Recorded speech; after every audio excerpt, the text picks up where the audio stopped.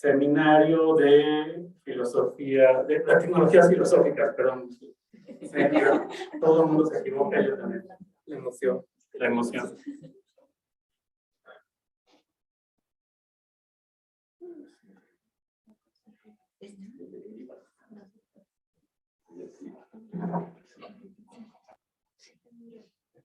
Ya creo que Ok, lo que estoy presentando en la pantalla es el sitio del seminario. Vamos, el seminario de tecnologías filosóficas apareció empezamos en 2013, es decir, ya llevamos pues 9 años, casi lo mismo de la red. El seminario comenzó como un grupo de principio de filósofas y filósofos que nos interesaba el problema de la tecnología. Es decir, poco a poco nos fuimos constituyendo en un seminario de filosofía de la tecnología.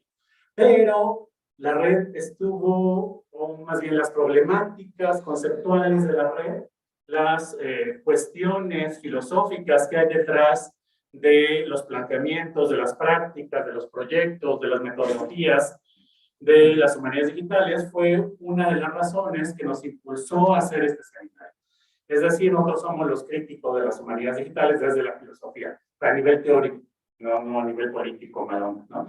Sino a nivel teórico, ¿no? Por ejemplo, una de las cosas que siempre hemos discutido es qué noción de tecnología tienen las humanidades digitales.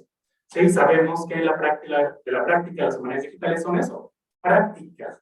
¿Sí? Entonces, hay ahí una discusión bastante interesante. La otra es, ¿qué tipo de humanidades son? ¿Sí?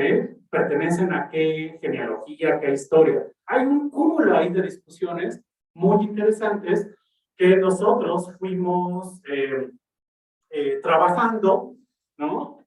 Y confrontando los planteamientos de las humanidades digitales con la filosofía de la tecnología, con ciertos autores. Entonces, ustedes pueden revisar lo que está aquí, ¿no? En verdad son 9 años de trabajo, de lecturas. Aquí está Marat en el público, es de los iniciadores también de esto. Hay varios, ¿no? Gente que se ha formado en el seminario de tecnologías filosóficas, en filosofía de la tecnología y humanidades digitales. Ok, en relación con esto, empezamos a hacer una pequeña pesquisa, ¿no? Una pequeña investigación. Es decir, lo voy a decir así. ¿Qué se ha discutido en México de tecnología? ¿Sí? Digamos, esa era como la primera línea. ¿Quiénes han discutido el concepto de tecnología y cómo lo han planteado? Pero poco a poco, digamos, por nuestras raíces de la Facultad de Filosofía y Letras del Colegio de Filosofía, nos fue interesando estos entramados conceptuales, estas constelaciones problemáticas entre, digamos, la conformación del cuerpo docente académico de la facultad como una institución filosófica, la tecnología, los problemas de humanidades digitales, es decir, este campo complicado, ¿no? Empezamos a buscar cómo articularlo, ¿sí? Y terminamos en esto, ¿sí? ¿Qué es esto? Le llamamos, para abreviarlo, tesis Filosunam. ¿Qué diablos es? Le llamamos genealogía digital de la producción del discurso en los trabajos redaccionales de filosofía de la UNAM. Por eso le llamamos tesis Filosunam, básicamente. Pero, ¿qué es propiamente? Digamos, empezamos en estos dos niveles. Por un lado, discutiendo historia de la filosofía en México, revisando historias de la filosofía en México, revisando cómo se constituyó o cómo nos contamos los filósofos que se construyó la filosofía en México. Ustedes van a encontrar que hay un discurso dominante, hegemónico, de grandes personalidades que hicieron grandes cosas en grandes momentos, ¿sí? Que básicamente viene de una herencia de un filósofo llamado José Gauss y que todavía se mantiene, ¿no? Líneas de la facultad. Pero por otro lado, ¿no? Descubríamos que en esta forma de hacer la historia de la filosofía, que dejaban afuera las tesis. ¿Sí? ¿Por qué dejamos afuera las tesis? Sí, las tesis, digamos, para decirlo de manera muy fácil, son realmente la producción filosófica ¿sí? La producción filosófica de los filósofos mexicanos. Es decir, si ustedes quieren ver qué hacemos los filósofos y las filósofas mexicanas, lo que hacemos es esto. Entonces, por un lado, revisando estos autores, revisando la historia de la filosofía en México, pero utilizando las metodologías de las humanidades digitales, construimos esto. ¿A partir de quién? ¿Sí? La ficha hemerográfica. ¿Sí? ¿De dónde? De tesis UNAM. ¿Sí? Vamos, voy a poner filosofía en tesis UNAM, a ver si me va a... Sí. Y ustedes tienen ahí una ficha, ¿no? Hemerográfica. Lo voy a buscar muy rápido a ver si me da.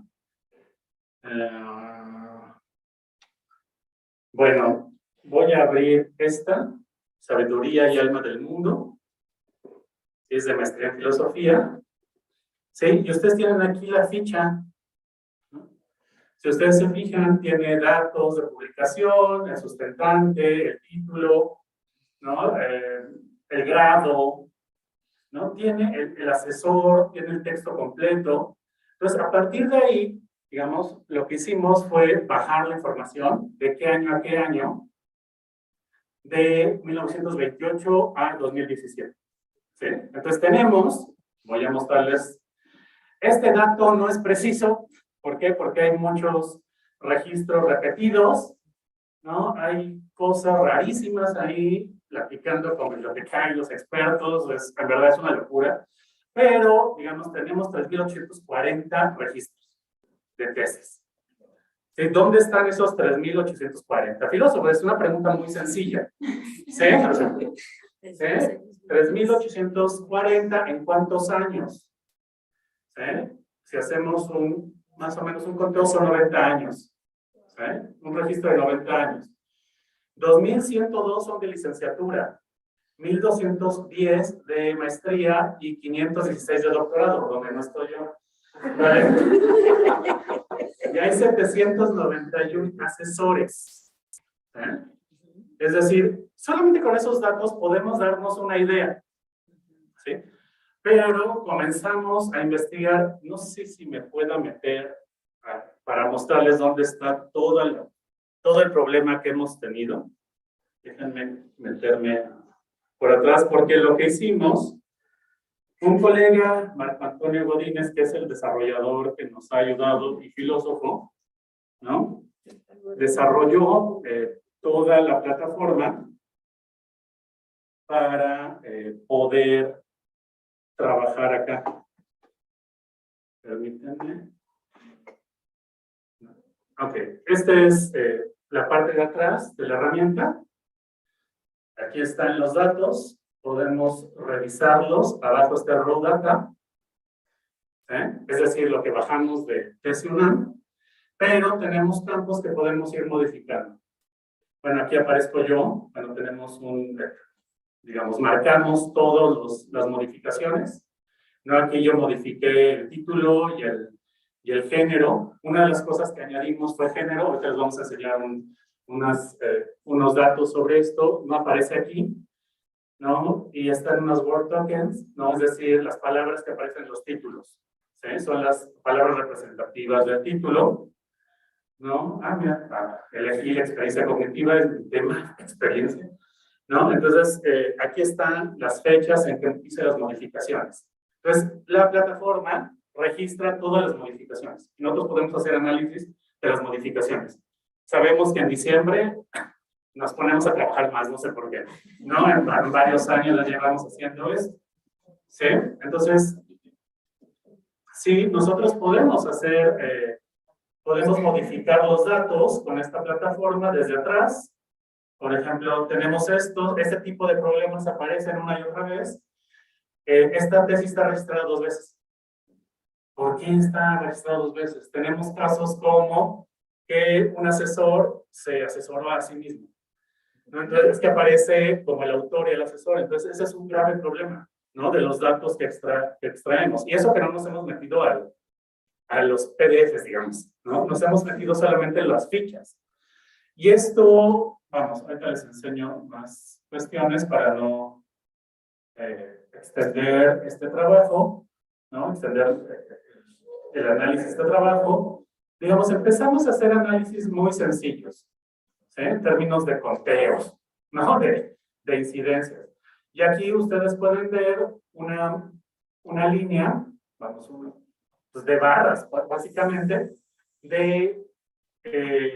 por años y género, ¿sí? Es decir, de 1928, ¿no? Hay, obviamente, creo que una tesis, ¿no? Y poco a poco, ¿no? Conforme va pasando el tiempo, van comenzando a aumentar, ¿sí? Las publicaciones, bueno, las tesis, ¿no? El año donde más se han publicado, al menos en el corpus que tenemos, es 2015, que son como 215, 17 tesis. Yo no sé por qué en 2015 hay 217 tesis de diferentes grados. ¿Cuál es la razón de eso? Bueno, si se fijan, empiezo a hacer preguntas. Así empiezo a hacer preguntas muy sencillas. Y esas preguntas son las que empiezan a guiar el análisis del trabajo digital de esto. ¿Sí? Ok, aquí está, perdón, por grados. Se fijan, también aumenta, el verde es licenciatura, el rosita, naranja, es maestría y el doctorado. Como siempre los doctorados son menos, ¿vale? Es esa pirámide interesante, pues siempre. Bueno, si yo estuviera, estaría rosa. No, pero no estoy. Da lástima. Pero si se fijan, empieza a haber tendencias interesantes. Por ejemplo, la primera subida son los 70-80. ¿Por qué? ¿Sí? Y luego los 90 comienza a crecer mucho. Pero ya a partir de los 2000 el crecimiento tendencial es... Y si se fijan aquí, hay una caída de la tendencia. ¿Sí? Y ahorita vamos a ver por qué. ¿Cuál es la razón? ¿Sí? Ok, otra de las cosas que estamos buscando implementar son este tipo de herramientas. Sí, esta es una herramienta en donde en el centro está el asesor y afuera están los términos de los títulos de las tesis más representativas. Entonces, por ejemplo, yo sé, por lo menos en este año, en estos 90 años, quién ha sido, sabemos por el equipo quién fue, quién más asesoró tesis. ¿Sí? Mario Magallón. ¿Sí? Y la segunda, Leticia Flores Farfán. Y la tercera, Carlos Oliva. ¿Sí? Priani aquí presentes y está en un lugar bastante representativo, ¿no?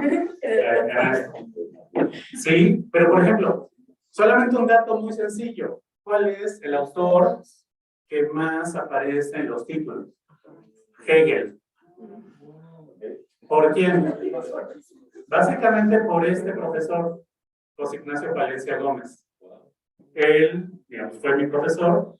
Él es el que más tesis de Hegel ha trabajado. Pero, por ejemplo, podemos ver por tema, ¿no?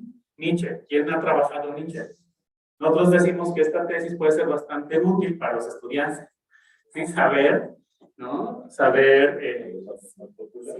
exacto. Solamente los padres, sino que, por ejemplo, ¿quieres trabajar el concepto de naturaleza? Ahí tienes a los asesores que han asesorado el concepto de naturaleza. ¿Sí? Ok, pero lo puedes hacer por años, ¿no? Podemos filtrar por años del 75 al 85, ¿vale? 10 años, que normalmente desaparece bastante información así. Y ahí cambia, y ahí tenemos que Graciela Hierro es la que más titulaba en ese momento, ¿no? Y Carlos Pereira. ¿Sí? Hay cosas que ahorita vamos, Fernando y yo, a comentarles. Ahí está Ramón Shiraui, que trabajaba Heidegger, Freud, ¿no? O sea, vamos, lo que quiero señalar con esto es que podemos ver por años qué temas se trabajaron en la facultad. Y no solamente esto, podemos saber quién asesoraba a quién y poder hacer genealogías y líneas, ¿sí? De gente que ha trabajado y se mantiene en la facultad. Hay una cosa que es muy compleja y que quisiera señalar. Voy a de nuevo a la parte de atrás de la aplicación. hemos pensado, voy a abrir esta, hemos pensado en añadir otros bloques aquí para añadir información. ¿Eh? Por ejemplo, ¿quién publicó cosas después? ¿Sí? ¿Dónde trabajó?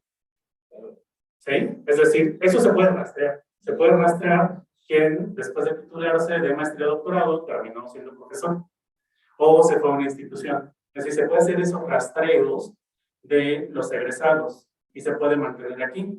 Por ejemplo, si alguien publicó un libro, se puede poner el enlace o el indicador, como sea en la base de datos que tengamos, ¿no? De las publicaciones posteriores. Entonces, se puede añadir mucha información ya sobre esta plataforma y se empieza a hacer diferentes análisis.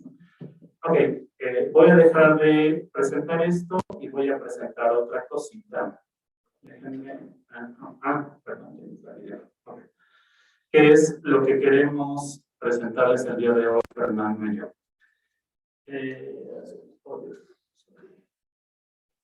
Lo que estamos tratando de incentivar ahora es un análisis de las condiciones de publicidad de los trabajos recepcionales de filosofía de la UNAM.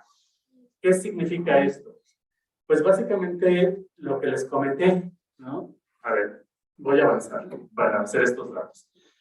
Aquí están las tendencias que yo les señalaba, ¿vale? Y se pueden aumentar, empieza a aumentar la tendencia desde los años 80 y se dispara a inicios de los años 2000. ¿Cuáles son las razones que comienzan en los años 80? ¿No? De hecho, Miriam, aquí presente, nos dio una idea bastante interesante, ¿no? Que habría que vincular esta producción de tesis con el SNI, con el CONACYT. ¿Sí?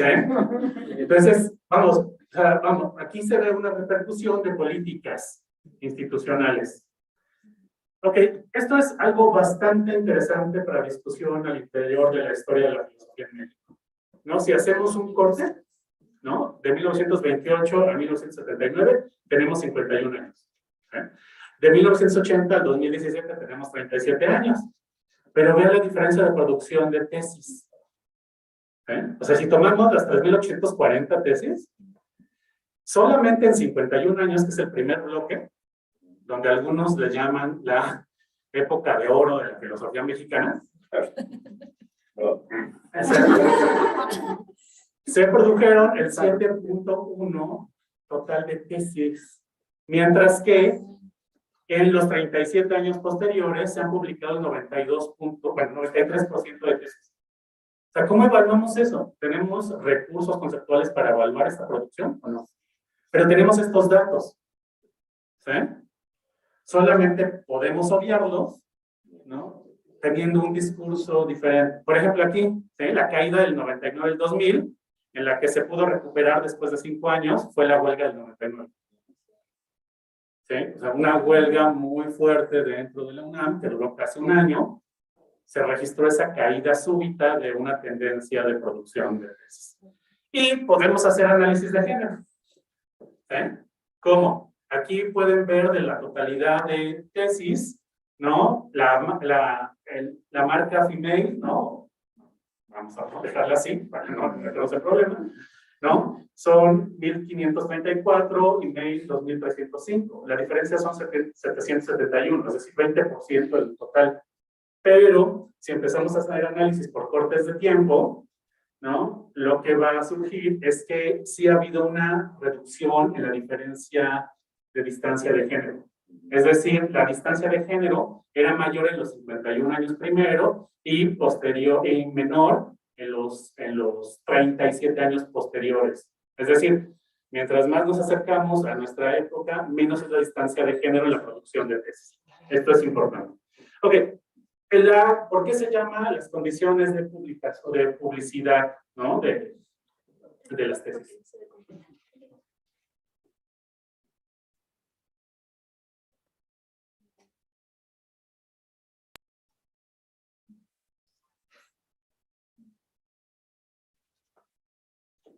Ok, podemos preguntar algo muy sencillo, ¿no?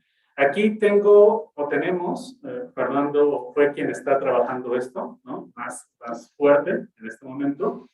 tenemos 4 textos importantes publicados y que se postulan en las historias de la filosofía en México en boga, que son las obras centrales, ¿sí? de la filosofía en México. Ahí tenemos a Luis Villoro, a Rosario Castellanos, a Elsa Cecilia Frost y José Manuel Villalpando, ¿no? El texto de José Manuel Villalpando es muy interesante porque es el primer texto de didáctica de la filosofía en México, ¿sí?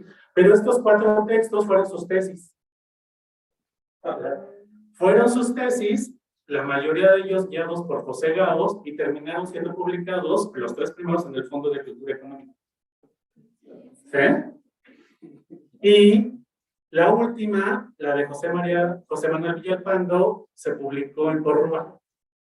Entonces, ahí uno puede ver cómo los neocantianos, ¿sí? Es decir, publicaban en Porrúa, mientras que la Escuela de Gao publicaba en el Fondo de Cultura Económica. Pero este no es lo importante es, ¿no? Por ejemplo, este tipo de cosas, ¿no? Vamos a ver.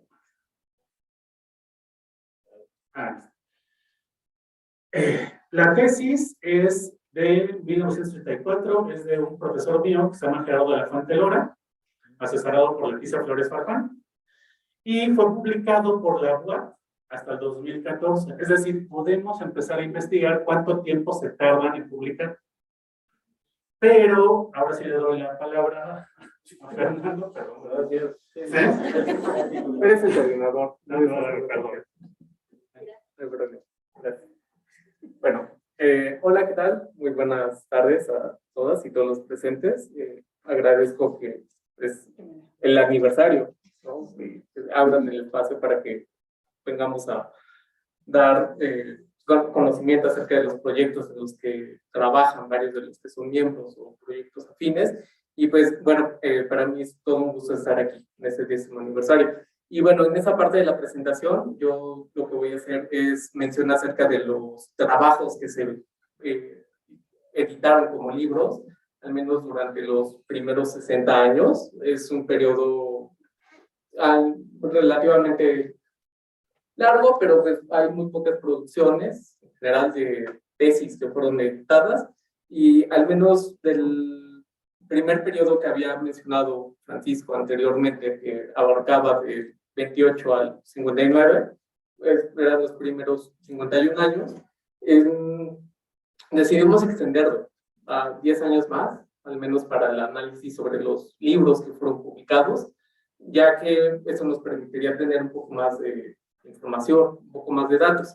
Y al menos en estos datos básicos lo que podemos dar cuenta es de que solamente fueron 21 tesis las publicadas como libros durante ese periodo, lo cual representa el 3.6%, y es un tiraje mínimo. Y de estas tesis, bueno, al menos en este periodo que analicé, es en el primer corte que correspondía de 1928 al 59, había por lo menos 200 tesis, poco más de 200 tesis.